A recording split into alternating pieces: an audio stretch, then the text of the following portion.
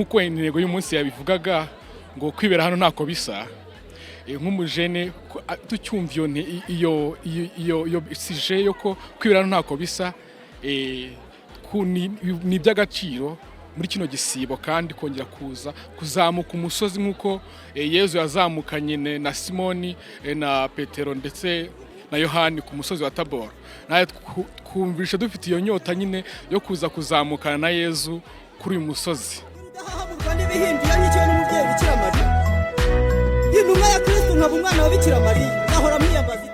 Nk'abakristo Gatolika turi mu gihe cy'igisibo, rero urabizi ko mu gihe cy'igisibo biba bisaba ko abakristo begera Imana cyane. Byadufashije rero kuzamuka no musozi kugira ngo natwe tujyane na Yezu muri cya gihe cyo kuwa gatanu mutagatifu bwabo babare rwa rugendo yakoze, natwe twageze ngo turukore kugira ngo natwe tugendane na Yezu muri kino gihe.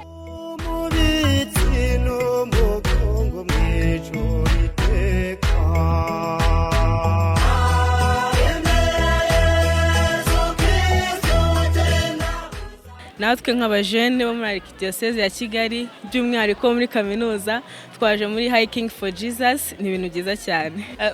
Kwanza kuzamuka no musozi si ukuzamuka nyine nko kuzamuka gusa, nawe urabyumva, turazamuka tukazamuka ku bwa Yezu, tukazamukana na Yezu, tuje no kureba Yezu.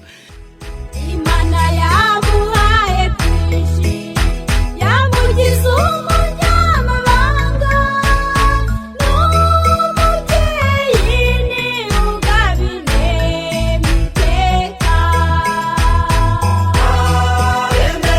Yesu Kristo tena uza Maria, tena uza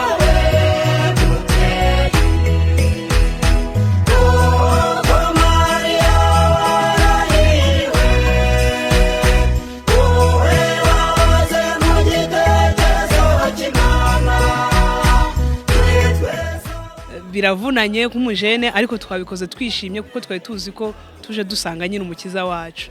So icyo bivuze rero kuri twebwe muri iki gihe cyane cyane cy'igisibo, uba wigomwa usenga cyane cyane duhongera n'ibyaha byacu. Bavuga ko abajene nitwe tunafite byinshi, so ubundi twakagombye kuba tuzamuka kenshi.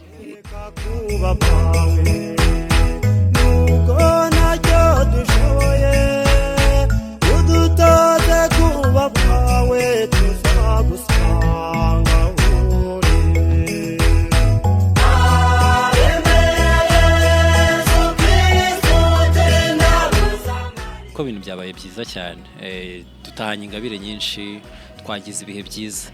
Iriya nzira y'umusaraba ngiye nababwira ko yabaye inzira y'umusaraba koko yanyayo kuri twebwe nk'abajene. Kuba narakuze ndi umuhereza byamfashije kuba nacengerwamo nyine na rozari ntagatifu, kandi nyine bigufasha kwitagatifuza mu gusenga cyane iyo uvuga rozari.